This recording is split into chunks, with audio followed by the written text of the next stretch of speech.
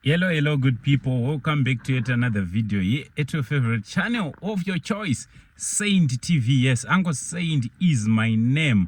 Yes, if you are new, if you are watching us for the first time, I kindly ask you to subscribe, turn on your notification bell so that every time we upload a video, you'll be notified. Also, don't forget to follow us on our Facebook page, that is Saint TV.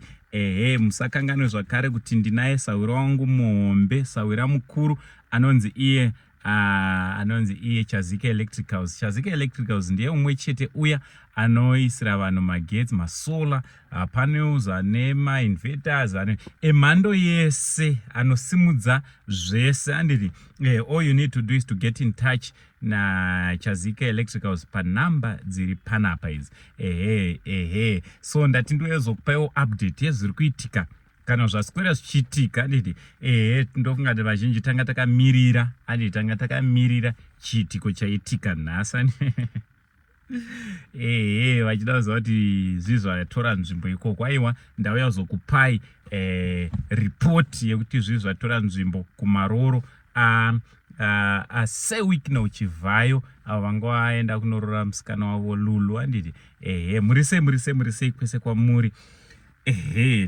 Weekend inoi chanakidza. Mangwana tinenge tiri zvakare kuUFI kwaProphet Emmanuel Makandiwa. Ndofunga muri kuziva kuti vane chiitiko change chiriko, but regai ndimbotaenda kuratidzai kavidhio kemukwasha. Anditi so seweek nechivhayo vataura vakati zvoni vapa munyai $50,000 ivo vanga vane kamwe ka$75,000 muhomwe kavatera nako.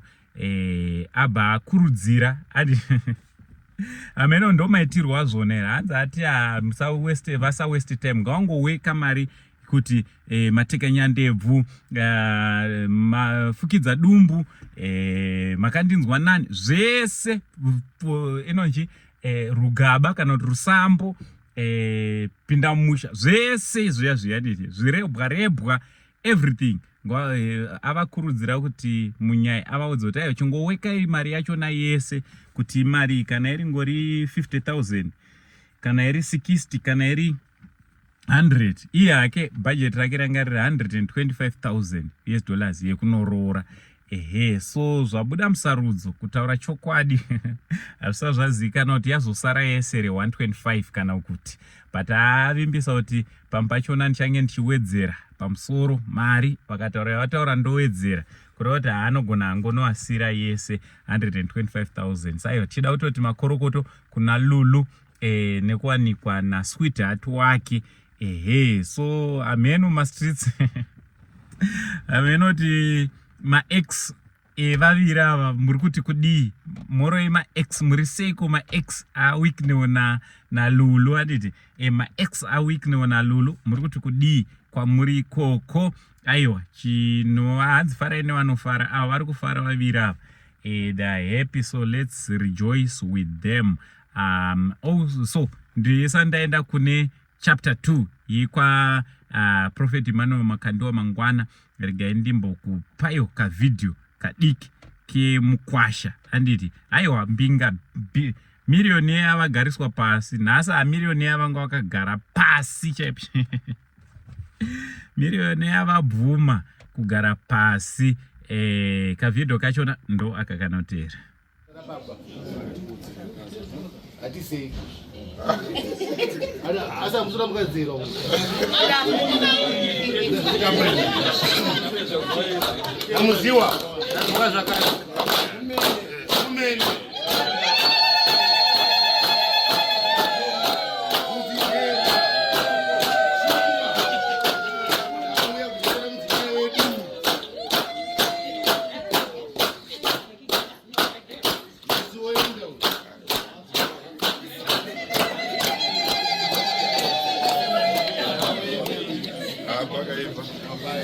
Sikutiro.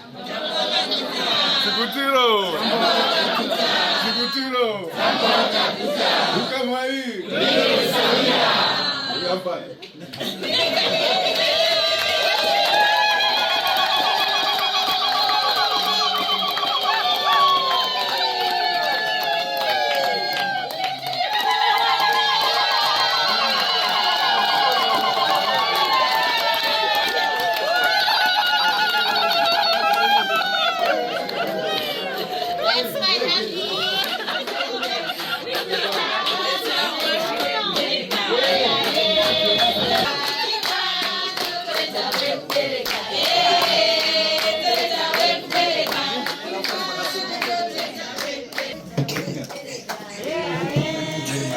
Well done. Naiga. Well done. Thank you so much. Aiwa, ndofunga mangozonera millionaire achisimuka kunokwazisa hameno ndatezvara here. Tachingopiwa zvinhu in bits and pieces, and hatina unatsopiwa zvizera. So anyway, aiwa ndo kavidhio ndo zvimwe zvezvainga zvichiitika nhasi. Killer T futi anga ariko aendawo kumutambo iwo zvichidaro. So mangwana kune vakarejista kwaProphet Emmanuel Makandiwa. Takutongonamata kuti vange vari vanouya. We've got maprophets neN'anga nechichi vakarejista. So mangwana is going to be another day. Yes, tomorrow it's going to be another day. Kuchange kuchi demonstrate kwa power. Handiti kune uchi demonstrate wa power. Ina ndonese pani chakaipen. Ameno mnozona sei. Mari iripo paungomotivata. Handiti paungomotivata, but zvekudemonstrate power zviya ndonese pane chakaipa. So mangwana kwaProphet Emmanuel Makandiwa kuchange kune cup clash. Yese kutaura kuri kuita vamwe, but kungowanzawo aisi cup clash, but yemaprophets. Vamwe vari kuti kwaivo Prophet Makandiwa vasiri kuparticipate. Ivo vakati handione zvese, vakabvuma vakati inini handione zvese. I prophesy in bits and pieces. Handiti handione zvese. So kana ariko munhu, remember kuti competition ndevaya vanoti vanoona zvese, vanoti aiwa isusu tinoona zvese, tinoratidzwa zvese, ndo vakakokwa naProphet Emmanuel Makandiwa.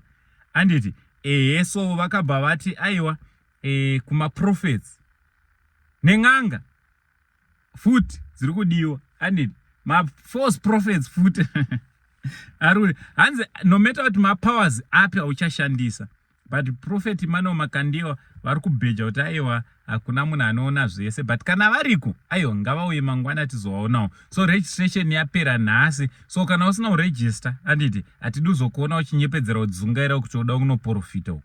Aiwa ukwa vanhu vatoregister 212 nhasi ndiri kutora vhidhio nayo on Saturday. Handiti mutambo uriko mangwana. Saenisa sekuru vevanhu ndichange ndiri kwamo ndatogadzirwa ndatosmata sutu ndinayo.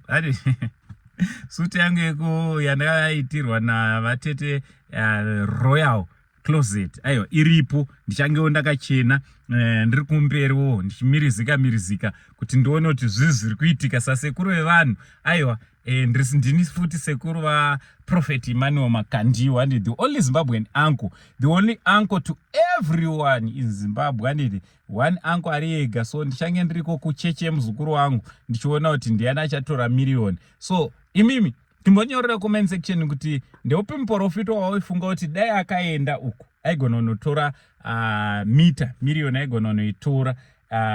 Inini wangu muchamuonawo mucomment section. What do you think about tomorrow's cup clash? My prophets and wizards and witch doctors and we nema witches vari kudiwa futi. What do you think about tomorrow's cup clash? Unofunga kuti ndezvipi zvichabuda musarudzo pazuva ramangwana? Aiwa ndo zvandangondiuya zokuonesaiwo sasekuru vevanhu, the only Zimbabwean uncle. Ndo basa rangu rekunge ndiri ndinokuzivisai maupdates ezviri kuitika mumastreets From Uncle Saint, the only Zim uncle for now, it's much love and God bless.